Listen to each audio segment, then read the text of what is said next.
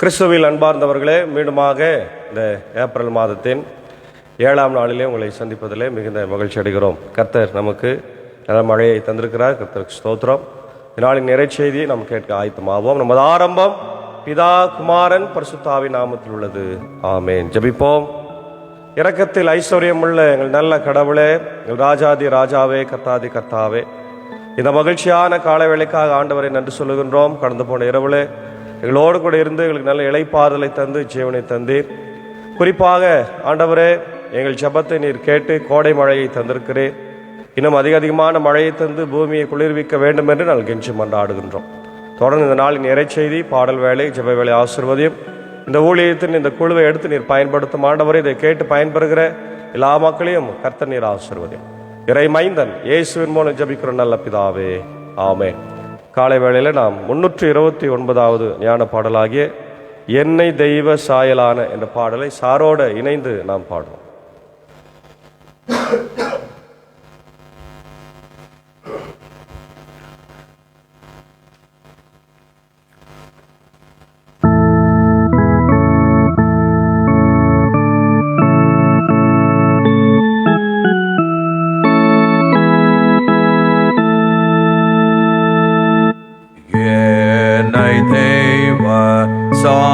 சாயலான சேஷ்டையாக்கி பின்பு நான் கேட்ட போதேன் மீட்பரான கர்த்தாரே நீர் நேசத்தான் நேசமே நான் என்றைக்கும் ஓமுடையோன் ஆகவும் என்னை முன்னமே தெரிந்து காலம் நேரை வேறின போததென் ரூபாயே அணிந்து நரஜன்மமாகிய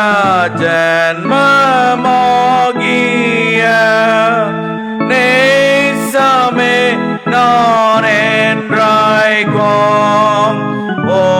ஓமுடையோன் ஆகவும்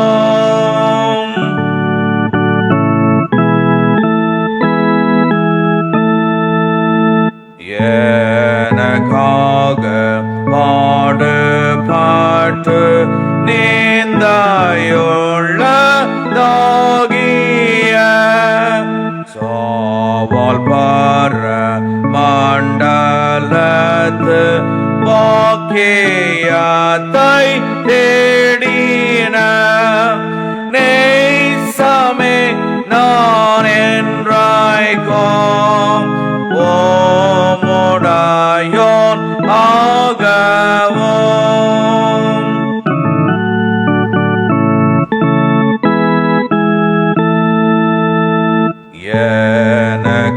எனக்கொழியும் வாழியும் சத்தியமும் நித்திய ஜீவனும் பரகதியும் சகலமும் ஆகிய நேசமே நான் என்றைக்கும் ஓமுடையோன் ஆகவும். ஆமென்.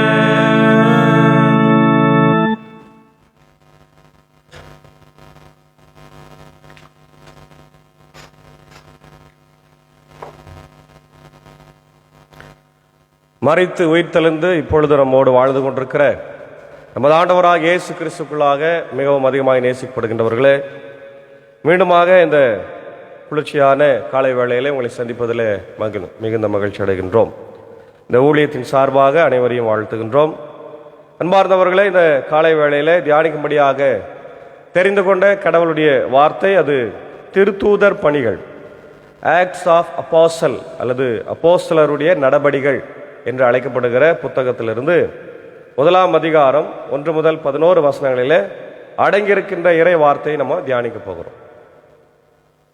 இந்த புத்தகத்தை யார் எழுதியது யார் என்று பல கேள்விகள் நமக்குள்ளே இருக்கிறது. என்னுடைய ஆசிரியர் வேற யாரும் இல்லை, லூக்காவே. லூக்காவை பற்றி நமக்கு நன்றாக தெரியும். லூக்கா நற்செய்தி நூலின் தொடர்ச்சியாக 2வது பகுதியாக இது அமைந்திருக்கிறது. ஆகவே 3வது நற்செய்தி நூலின் ஆசிரியரே இந்த நூலின் ஆசிரியர் என்னும் மரபு எல்லாராலும் ஏற்றுக்கொள்ளப்பட்டிருக்கிறது. இந்நூலின் பிந்திய பகுதியில் ஆசிரியர் தாமே கண்ட நிகழ்ச்சிகளை தொகுத்து வழங்குவதாக எழுதுகிறார். நாங்கள் பயணம் செய்தோம், நாங்கள் தங்கியிருந்தோம், நாங்கள் போதித்தோம் போன்ற அந்த பகுதிகள் இந்நூலின் ஆசிரியர் பவுலின் உடன்பணியாளர் என்பதை சுட்டி காண்பிக்கின்றது. கிறிஸ்துவோ அவர் வழியை பின்பற்றுவர்களோ ரோமை அரசுக்கு எதிராக குற்றம் ஏதும் செய்யாதவர்கள் என விளக்கமளிக்கவும், பிற இனத்தாருக்கு திருத்தூதராக தேர்ந்து கொள்ளப்பட்ட பவுல் யூதருக்கு எதிராக பெரும் தவறு ஒன்றும் செய்யவில்லை என்றும் எடுத்துரைக்கவும் இந்நூலை ஆசிரியர் எழுதுகிறார். இச்சூழலில் நற்செய்தி பணியும் இறை வார்த்தை போதனையும் சிறப்பிடம் பெறுகின்றன. ஆவியர் துணையுடன் கடவுளது மீட்பு திட்டத்திற்கு சான்று பகர்வது திருச்சபையின் கடமை என்பது தெளிவாகிறது. திருத்தூதர்கள், குறிப்பாக பேதுருவும் பவுலும் எவ்வாறு திருத்தொண்டு ஆற்றினார்கள் என்பது விளக்கமாக எடுத்துரைக்கப்படுகிறது. பவுல் ரோமையில் சான்று பகர்ந்து கொண்டிருப்பதே நூலின் முடிவுரையாக அமைகிறதாக நம்ம பார்க்கின்றோம். அன்பார்ந்தவர்களே, இந்த பகுதியில் இயேசு ஆண்டவருடைய விண்ணேற்றத்தை பற்றி லூக்கா மிக அழகாய் சொல்லுகிறார். வருகின்ற 9ஆம் தேதி இயேசு ஆண்டவர் விண்ணேற்றம் அடைந்த ஒரு சிறப்பு நிகழ்வை எல்லா திருச்சபைகளிலும் கொண்டாடுகிறார்கள். குறிப்பாக கத்தோலிக்க திருச்சபையில் அது ஒரு பண்டிகையாகவே கொண்டாடி கொண்டிருக்கிறத நம்ம பார்க்கின்றோம். நம்முடைய லுத்தரன் திருச்சபையில் சில ஆலயங்களில் ஆராதனைகளை வைக்கிறோம், சில ஆலயங்களில் ஞாயிற்றுக்கிழமையை வச்சு நம்ம அதை கொண்டாடுகின்றோம். அப்போது இங்கே ரொம்ப அழகாக சொல்கிறாரு, தெயோப்பிலோ அவர்களே, இயேசு தாம் தெரிந்து கொண்ட திருத்தூதர்களுக்கு அவர்கள் தூய் ஆவியின் துணையோடு செய்ய வேண்டியவற்றை குறித்து அறிவுறுத்திய பின் விண்ணேற்றம் அடைந்தார். விண்ணேற்றம் அடைந்த நாள் வரை அவர் செய்தவை, கற்பித்தவை யாவையும் குறித்து எனது 1ஆம் நூலில் நான் எழுதியிருக்கிறேன். ரொம்ப அழகா சொல்றார். ஏசாமி இந்த உலகத்தில் வாழ்ந்தது 33.5 வருடங்கள். அந்த 33.5 வருடங்கள் என்னென்ன செய்தார் என்பதை மிக தெளிவாக லூக்கா எழுதியிருக்கிறார் என்றதை சொல்றார். விண்ணேற்றம் அடைகிற அந்த நாள் வரையில ஏசாண்டவர் என்ன செய்து கொண்டிருந்தார் என்பதை நான் இங்கே எழுதியிருக்கிறேன் என்று சொல்றார். அது 1வது நூல்லையும் 2வது நூல்லையும் சொல்றார். இயேசு துன்புற்று இறந்த பின்பு 40 நாட்களாக அவர்களுக்கு தோன்றி இறையாட்சியை பற்றி கற்பித்தார். பல தெளிவான சான்றுகளால் தாம் உயிரோடு இருப்பதை காண்பித்தார். நம்ம ஏற்கனவே நிறைய முறை பார்த்துட்டோம். சீடர்களுக்கு 4 முறை காட்சி அளித்தார், மற்றவர்களுக்கு காட்சி அளிக்கிறார். 40 நாள் இந்த பூமியில தங்கியிருந்து எல்லாருக்கும் காட்சி அளித்து அவர்களை உற்சாகப்படுத்தி இயேசு உயிர் தெளிந்திருக்கிறார் என்ற செய்தி அவங்களுக்கு நம்பும்படியாக சொல்லுகிறார். அதான் இங்க சொல்றார். அவர்களோடு சேர்ந்து உண்ணும் போது அவர்களிடம், நீங்கள் எருசலேமை விட்டு நீங்க வேண்டாம், என்னிடமிருந்து கேட்டு அறிந்த தந்தையின் வாக்குறுதி நிறைவேற காத்திருங்கள் என்று சொல்லுகிறார். வெயிட் இந்த ஜெருசலேம். உடனடியாக நீங்கள் ஊழியத்துக்கு போகாதீங்க, கொஞ்சம் பொறுத்துருங்க. ஆவியானவரை நான் உங்களுக்கு அனுப்புகிறேன். அப்படியே வல்லமை உங்களுக்குள்ள வரும்போது நீங்கள் என்ன பண்ணுங்க, போய் ஊழியத்தை செய்யுங்க, அது வரைக்கும் பொறுத்துருங்க அப்படின்னு சொல்றார். யோவான் தண்ணீரால் திருமுழுக்கு கொடுத்தார், நீங்களோ இன்னும் சில நாட்களில் தூய் ஆவியால் திருமுழுக்கு பெறுவீர்கள் என்று சொன்னதை நான் உங்களுக்கு சொன்னேன். யோவான் தண்ணீரால் திருமுழுக்கு பெற்றார், கொடுத்தார். ஆனால் இங்கே சீடர்கள் ஆவியானவரால் திருமுழுக்கு பெற வேண்டும். அப்போ ஆவியானவர் அவங்களுக்குள்ள வரல, இன்னும் வர வேண்டும் என்பதற்காக இங்கே இதை சொல்றார். அதை பெந்தேகோஸ்து நாளில் வந்ததை நம்ம அறிந்திருக்கிறோம். இயேசுவின் விண்ணேற்றம் பின்பு அங்கே கூடியிருந்தவர்கள் அவரிடம், ஆண்டவரே, இஸ்ரேலுக்கு ஆட்சி உரிமையை மீண்டும் பெற்றுத்தரும் காலம் இதுதானா என்று கேட்டார். அதாவது அரசியல் உரிமை. இன்னைக்கு எப்படி இந்தியாவை நாங்கள் பிடிக்கிறோம், நீங்கள் பிடிக்கிறோம், நாங்கள் தான் உட்காரணும், நீங்கள் தான் உட்காரணும்னு சொல்லி போட்டி போட்டுன்னு இருக்கின்ற வலதுசாரிகள் இடதுசாரிகளைப் போல அன்றைக்கு இஸ்ரவேல் மக்கள் ரோமையர் ஆட்சிக்கு கீழாக இருக்கிறார்கள். இப்போ ரோமையர் ஆட்சி கீழாக இருக்கும்போது அவங்களுக்கு என்ன ஒரு கர்வம்னாக்கா, இஸ்ரவேல் மக்கள் என்று சொன்னால் கடவுளுடைய மக்கள் இல்லையா, கடவுள் தான் நேரடி ஆட்சி செய்யணும், கடவுளை தவிர வேறு யாரும் ஆட்சி செய்யக்கூடாது. அப்படி கடவுளை தவிர யாருன்னா ஆட்சி செஞ்சாக்கா அது அவங்களுக்கு அவமானமாக எண்ணப்பட்டது.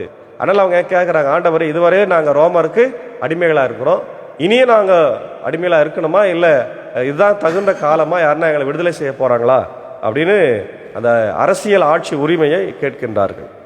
அதற்கு அவர், என் தந்தை தம் அதிகாரத்தால் குறித்து வைத்துள்ள நேரங்களையும் காலங்களையும் அறிவது உங்களுக்கு உரியது அல்ல. அவர் என்னென்ன செய்கிறார், என்னுடைய தந்தை இதுவரையில் என்ன செய்து கொண்டிருக்கிறார், என்ன செய்ய போறாருன்றது உங்களுக்கு தெரியாதுப்பா, அதனால் நீங்கள் பொறுமையாக இருங்க, சும்மா இஷ்டத்துக்கு நீங்கள் பேசக்கூடாது அப்படின்றார்.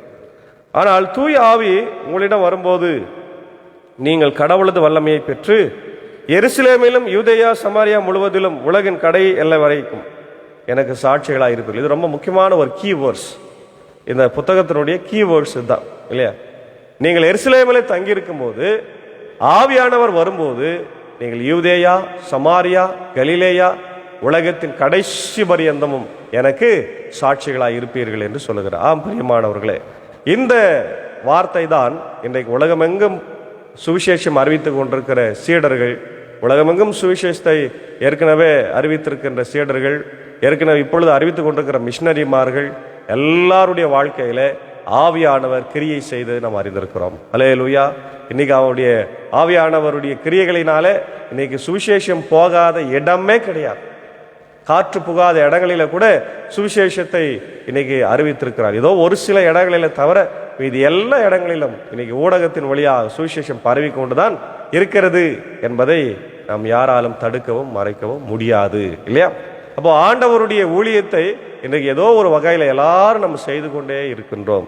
அதனால்தான் சொல்றாரு, நீங்கள் யூதேயா சமாரியா கலிலேயா உலகத்தின் கடைசி பரியந்திலும் எனக்கு சாட்சியாக இருக்க வேண்டும். இந்த விட்னஸ் என்கிற அந்த வார்த்தையை நம்ம கொஞ்சம் ஆய்வு செய்கிற போது, சாட்சின்னு சொன்னா ஒருத்தர் தப்பு செஞ்சுட்டான், நான் தப்பு செஞ்சதை நேரில் பார்த்தேன் அப்படின்னு சொல்றது அது ஒரு வகையான விட்னஸ், அது உலக பிரகாரமான. ஆனால் எங்க சாட்சி என்ற வார்த்தைக்கு இங்க கிரேக்க வார்த்தை கொடுக்கிற விளக்கம் என்ன தெரியுங்க, மார்டூரியம். மார்டூரியா என்று சொன்னால் இரத்த சாட்சி. ஏசாமி சொல்றார் இல்லையா, யோவான் சுவிசேஷத்துல 12ஆம் அதிகாரம் 24ஆம் வசனத்தில் சொல்றார், கோதுமை மணியானது நிலத்தில் விழுந்து சாக வேண்டும், செத்தால் தான் மிகுந்த பலனை கொடுக்கும் என்று சொல்லுகிறார். அது போல இயேசுவின் பிள்ளைகளாகிய நாம், இயேசுவின் சீடர்களாகிய நாம் இந்த நிலத்தில் விழுந்து செத்தால்தான் மிகுந்த கனிகளை தரும். அது போல நாம் இந்த உலகத்தின் பாவ இச்சைகளுக்காக மடிய வேண்டும். உயிரை விடுவது என்பது அல்ல, உலகத்தின் பாவ இச்சைகளுக்காக நம்ம மரித்து ஆண்டவருடைய பிள்ளைகளாய் சாட்சி கொடுக்கிற போதுதான் அதான் உண்மையான விட்னஸ். இன்னைக்கு சீடர்கள் எல்லாமே ரத்த சாட்சியாய் மரித்தார். இந்தியாவில் இன்னைக்கு தோமா சென்னையில் அப்படியே ரத்தம் சிந்தப்பட்டிருக்கிறது இல்லையா. ஆகவே சென்னையில் மற்ற எல்லா இடங்களில இன்னைக்கு சுவிசேஷம் மிக அதிகமாய் பரவி கொண்டிருக்கிறதை இந்தியா முழுக்க அவர் பயணம் செய்திருக்கிறார் என்று நாம் பார்க்கின்றோம். தொடர்ந்து சொல்றாரு, இவற்றை சொன்ன பின்பு அவர்கள் கண்கள் முன்பாக அவர் மேலே எடுத்துக்கொள்ளப்பட்டார். மேகம் ஒன்று அவரை எடுத்துச் சென்று அவர்கள் பார்வையிலிருந்து மறைந்து விட்டது. அவர் செல்லும் போது அவர்கள் வானத்தை அண்ணாந்து பார்த்து கொண்டே இருந்தார்கள். அப்போது வெண்ணுடை அணிந்த இருவர் தோன்றி, கலிலேயரே, நீங்கள் ஏன் வானத்தை அண்ணாந்து பார்த்து கொண்டே நிற்கிறீர்கள்? இந்த இயேசு உங்களிடமிருந்து விண்ணேற்றம் அடைந்ததை கண்டீர்கள் அல்லவா, அவ்வாறே மீண்டும் வருவார் என்றனர். அன்பானவர்களே, இயேசு ஆண்டவருடைய 2ஆம் வருகையை இங்கே ரொம்ப அழகா தூதர்கள் உறுதி செய்கிறதை நம்ம பார்க்கின்றோம். பிரியமானவர்களே, எப்படி இயேசு ஆண்டவர் பிறந்தார், எப்படி இயேசு ஆண்டவர் 33.5 வருடம் இந்த உலகத்தில் வாழ்ந்தார் இல்லையா, எப்படி அவர் பாடுபட்டு மரித்தார், சிலுவை சுமந்தார், உயிர்த்தார், 40 நாள் இந்த உலகத்தில் இருந்து எல்லாருக்கும் சாட்சி கொடுத்தார், இவையெல்லாம் எப்படி உண்மையோ அதே போல அவர் விண்ணேற்றம் அடைந்ததும் உண்மை, அதே போல அவர் திரும்பி வருவதும் உண்மை இல்லையா. ஆகவே இந்த நிகழ்வை நம்ம வெறும் சடங்காக பண்டிகையாக கொண்டாடாம உண்மையாகவே அவர் எனக்காக பிறந்து வளர்ந்தார், எனக்காக விண்ணேற்றம் அடைந்திருக்கிறார், எனக்காக மீண்டும் வரப்போகிறார், எனக்கு வாழ்வை தருவார் என்ற சிந்தனையோடு இந்த நாளிலே நம் வாழ தூய ஆவியானவர் தாமே நம்ம வழிநடத்தி காப்பாராக. ஆமேன். ஜெபம் செய்வோம். மகா இரக்கமும் கிருபையும் நிறைந்த எங்கள் நல்ல ஆண்டவரே, எங்கள் ராஜாதி ராஜாவே, கர்த்தாதி கர்த்தாவே, எங்களுக்காய் பிறந்து எங்களுக்காய் பாடுபட்டு மரித்து உயிர்த்தெழுந்து விண்ணேற்றம் அடைந்தவரே உம்மை ஸ்தோத்திரிக்கிறோம். இந்த காலை வேளையில கூட கர்த்தாவே உம்முடைய விண்ணேற்றம் அடைந்த செய்தியை ஒவ்வொரு நாளும் நாங்கள் கேட்டு ஆண்டவர் கற்றுக்கொண்டிருக்கிறோம். நன்றி செலுத்துகிறோம். எங்களுக்காக பிறந்து வளர்ந்து பாடுபட்டு மரித்து எங்களுக்காகவே வாழ்ந்து உயிர்த்தெழுந்து எங்களுக்காகவே விண்ணேற்றம் அடைந்திருக்கிறீர், மீண்டும் வரப்போகிறீர் என்ற இந்த காஸ்பலை நற்செய்தியை நாங்கள் பெற்றுக்கொண்டிருக்கிறோம். இதை உலகிற்கு அறிவித்து வாழ கர்த்தர் கிருபை தார். இந்த காலை நேரத்தில் ஆண்டவரே, இதோ இந்த இறை வார்த்தையை கேட்டுக்கொண்டிருக்கிற அகில உலகத்தில் இருக்கிற எல்லா மக்களையும் என் தேவன் ஆசீர்வாதி வழிநடத்தும் ராஜா. நம்முடைய ஆசீர்வாதங்கள் ஏராளமானது ஏராளமானது.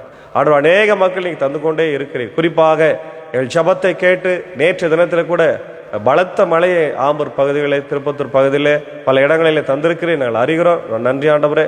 தொடர்ந்து இன்னும் நிறைய மழையை எதிர்பார்க்கிறோம். ஆங்காங்கே தண்ணீர் இல்லாமல் ஆண்டவரே கால்நடைகளும் ஆண்டவர் விலங்குகளும் மனிதர்களும் கவலைப்படுகிறதை கஷ்டப்படுகிறதை நீர் அறிந்து ஆண்டவரை மழையை தருகிறீர். நன்றி ஆண்டவரே. தொடர்ந்து இன்னும் அதிகமான கோடை மழையை தந்து இப்படி பூமியை நீர் நனவிக்க வேண்டுமாய் மகிழ்விக்க வேண்டுமாய் ஜபிக்கிறோம். கர்த்தாவே, இந்த இறை வார்த்தையை பார்த்து கேட்டுக்கொண்டிருக்கிற அகில உலகத்தில் இருக்கிற எல்லா மக்களுக்காக ஜபிக்கிறோம். America, UK, Australia, New Zealand, Philippines, Gulf கண்ட்ரிஸில் இருக்கிற மக்களுக்காக, ஆண்டவர் இந்தியாவில் இருக்கிற எல்லா மக்களுக்காக, தமிழ்நாட்டில் இருக்கிற மக்களுக்காக, ஆண்டவரே உடைய வார்த்தைகளை கேட்கின்ற ஒவ்வொரு இல்லங்களில் இறை அமைதி, சமாதான, சந்தோஷம் பெருகட்ட ராஜா. குறிப்பாக இந்த காலை வேளையில் இந்த ஊழியத்தில் எங்களோடு இருக்கிற உடைய அன்புக்குரிய அன்பர் சாருக்காக, அக்காவுக்காக, அன்பான பிள்ளைகள் மாத்தாள் மறியலுக்காக ஜபிக்கிறோம். குடும்பங்களை அபரிவிதமாய் ஆசீர்வதிய ராஜா. தேவலை சந்தி இந்த வேலின் உஷ்ணத்திலிருந்து அவளை காத்துள்ளும். அதே போல என்னுடைய இசை வெளி பயணத்தில் உடன் இருக்கிற என்னுடைய சாக்கோ சாருக்காக, டீச்சருக்காக ஜபிக்கிறோம். ஆசீர்வதியும் பலப்படுத்தும். இதை பிராட்காஸ்ட் உதவி செய்ய ஜான்சன் சாருக்காக, குடும்பத்திற்காக ஜபிக்கிறோம். கர்த்தர் இந்த குழுவை எடுத்து நீர் பயன்படுத்துங்க. அடையின் பணியாற்றுகிற வேலூர் கிறிஸ்துலுத்திரன் பேராலயத்திற்காகவும் பொறுப்பாளர்களுக்காகவும் ஆயர்களுக்காகவும் ஆண்டவர் விசேஷமாக கிராம சபைகளுக்காய் பொறுப்பாளர்களுக்காய் ஆயர்களுக்காக ஜபிக்கிறோம். நடைபெற்று முடிந்திருக்கிற எல்லா ஊழியத்தையும் கர்த்தர் ஆசீர்வதியும். இந்த விபிஎஸ்க்காக ஜபிக்கிறோம். தொடர்ந்து இன்னும் நடைபெற போகிற எல்லா ஊழியங்களையும் கர்த்தர் ஆசீர்வதிக்க வேண்டும் என்று கெஞ்சி மன்றாடுகிறோம். தொடர்ந்து என்னுடைய இந்திய சுவிசேஷ லுத்தரன் திருச்சபைக்காய் 3 சபை சங்கங்கள், போதகர்கள், ஊழியங்களுக்காய், ஆலயங்களுக்காக, ஸ்தாபனங்களுக்காக, சிறப்பு பள்ளிக்கூடங்களுக்காக, ஆண்டவர் பெதஸ்தா மருத்துவமனைக்காக கண்ணீரோடு ஜபிக்கிறோம். கர்த்தர் ஆண்டவரே அதை திறக்கும்படியான சூழ்நிலைகளை ஆண்டவர் இன்றைக்கு எடுத்துக்கொண்டிருக்கிற மனிதர்கள் அதில் ஆண்டவர் ஈடுபாடோடு செயல்பட்டு சீக்கிரமாய் திறக்கும்படியான சூழ்நிலைகளை உருவாக்கித்தார். எல்லா திருச்சபைகளையும் நம்முடைய ஆயர்களையும் சபை மக்களையும் பொறுப்பாளர்களை ஆசீர்வதிங்க. இந்த உலகம் நம்மளை பார்க்கிறது என்பதை உணர்ந்து அவள் சாட்சியாய் இரத்த சாட்சியாய் வாழ கர்த்தர் கிருபைத்தார். ஆண்டவர் எல்லா ஆயர்களையும் குடும்பங்களையும் ஆசீர்வதிங்க, அவளை பாதுகாத்துக் கொள்ளுங்க. அதே போல என்னுடைய ஆம்பூர் சபை சங்கம், நார்கல் சபை சங்கம், ட்ராண்ட சபை சங்கம், மும்பை மிஷன் ஃபீல்டில் இருக்கின்ற எல்லா ஆயர்களையும் பொறுப்பாளர்களையும் கர்த்தர் ஆசீர்வதிங்க. என்னுடைய ILC பெருந்தலைவர், என்னுடைய ஆண்டவர் பொது பொருளாளர், இன்னுமா இருக்கின்ற அனைத்து பொறுப்பாளர்களையும் ஆம்பூர் சபை சங்கத்தின் பொறுப்பாளர்களையும் கர்த்தர் ஆசீர்வதிங்க. மிக சிறப்பான செயல்பாடுகளை செய்ய கர்த்தர் கிருபைத்தார். தொடர்ந்து ஆண்டவரே இந்த காலை நேரத்தில் பலவீனமான மக்கள் உண்டு, சுகவீனமான மக்கள் உண்டு, ஆயர்கள் ஆயர் அம்மாக்கள் உண்டு ராஜா. கண்ணோக்கி பாருங்க ஆண்டவரை. வயதானவர்கள் உண்டு ராஜா. அவர்களுக்கெல்லாம் நல்ல சுகத்தை பலத்தை தந்து வழிநடத்த வேண்டுமா ஜபிக்கின்றோம். குறிப்பாக ஆண்டவரே, இதோ இந்த நாளிலே உடைய பிறந்த நாளைக்கு நன்றி செலுத்திக் கொண்டிருக்க உடைய ஆம்பூர் கண்கடியா மேல்நிலைப்பள்ளியினுடைய கரஸ்பாண்டன்ட் திருமதி விஜயா ராஜகம்பீரம் ஐரம்மாவுக்காக நான் ஜபிக்கிறோம். ஆண்டவரே, ஐரம்மாவை ஆசீர்வதிங்க, அவர் நல்ல சுகத்தை பலத்தை தாருங்க. இம்மட்டுமாக நீர் ஜீவனை காத்து வழிநடத்திருக்கிறீர். தொடர்ந்து முடிய ஆசீர்வாதங்களை தாருங்க. விசேஷமாக ஆண்டவரே, அவருடைய முன்னாள் ILC பெருந்தலைவராக இருந்து பணியாற்றிய ஓய்வு பெற்றிருக்கிற எஸ் ராஜகம்பரம் ஐயருக்காக ஜபிக்கிறோம். ஐரம்மாவுடைய ஊழியத்தில் ஆண்டவர் பணியில் ஐயருடைய ஊழியத்தில் ஐரம்மாவும் இணைந்து ஆண்டவர் பணியாற்றி வந்திருக்கிறார்கள். நன்றி செலுத்துகிறோம். தொடர்ந்து ஆண்டவருடைய கிருபை ஆண்டவர் ஆயிரோடும் ஐரம்மாவோடும் தங்கியிருக்கட்டும். ஈவாய் கொடுத்திருக்கிற அன்பான பிள்ளைகள் நவீன்காக, மனைவிக்காக, இளைய சகோதரனுக்காக ஜபிக்கிறோம். குடும்பங்களை ஆசீர்வதி ராஜா. தேவையை சந்தியும். அதே போல இந்த நாளில் யாரெல்லாம் பிறந்த நாளையும் திருமண நாளையும் காணுகிறார்களோ எல்லாரையும் என் தேவன் ஆசீர்வதிக்க வேண்டும் என்று கெஞ்சி மன்றாடுகிறோம். குறிப்பாக பலவீனமா இருக்கிற அவருடைய நிக்சன் ஐயருக்காக, ஐரம்மா குடும்பத்திற்காக, ராஜ்குமார் ஐயருக்காய் குடும்பத்திற்காக ஜபிக்கிறோம். இன்னும் யாரெல்லாம் படுக்கையில் இருக்கிறாங்களோ பலவீனமா இருக்கிறாங்களோ கண்ணோக்கி பாருங்க. வயது முதிர்ந்த எங்கள் ஆசிரியர் பெருமக்கள், ஆண்டவர் ஆயிரம்மாக்கள் எல்லாருக்காய் நான் ஜபிக்கின்றோம். கண்ணோக்கி பாருங்க. கடந்த நாட்கள் கூட பலவீனப்பட்ட அவருடைய காட்வின் சார், ஆண்டவரே அவருடைய அன்பு தாயாருக்காக நான் ஜபிக்கிறோம். அதே போல என்னுடைய மூத்த விசுவாசிகளுக்காக ஜபிக்கிறோம். எல்லாரையும் கண்ணோக்கி பாரு. இந்த நாளில் ஆண்டவரை என்னுடைய இந்திய தேசத்திற்காக நான் ஜபிக்கிறோம். ஆண்டவரை எல்லா இடங்களிலும் தேர்தல் நடைபெற்று வருகிறது. ஒரு நல்ல தலைவரை எங்களுக்கு தேர்ந்தெடுத்து தர வேண்டுமா ஜபிக்கிறோம். எல்லா மாநிலத்தையும் ஆசீர்வாதையும் சமாதானத்தோடு நாங்கள் வாழ கிருபைத்தாரும். எங்கள் தமிழ்நாடு முதலமைச்சர், அனைத்து ஆண்டவரே உறுப்பினர்கள், ஆண்டவரே MLA MPக்கள், கலெக்டர்ஸ் எல்லாருக்காக ஜபிக்கிறோம். தொடர்ந்து நம்முடைய திவ்ய பிரசனம் தங்கியிருக்கிற உலக நாடுகளில் கூட அமைதி சமாதானம் தங்கிட்டாங்க. தொடர்ந்து இந்த நாளில் இன்னும் அதிக மழைக்காய் வேண்டுகிறோம். நிறைய மழையை தந்து எங்கள் பூமியை ஆண்டவரை குளிர்விக்க வேண்டுமா ஜெபிக்கிறோம். இந்த நாளின் பணிகள் பயணங்களை கர்த்தர் ஆசீர்வதியும். துதி கன மகிமை உமக்கே செலுத்துகிறோம். எங்களுக்காய் மரித்து எங்களுக்காய் உயிர் தெழுந்து எங்களுக்காக முன்னேற்றம் அடைந்து மீண்டும் வர இருக்கிற ஆண்டவராக இயேசுவின் மூலம் ஜெபிக்கிறோம். ஜெபம் கேளு நல்ல பிதாவே, ஆமென். ஆண்டவராக இயேசு கிறிஸ்துவின் கிருபை, பிதாவின் அன்பு, பரிசுத்த ஆவினை மனிதரோடு கூட இருப்பதாக. ஆமென்.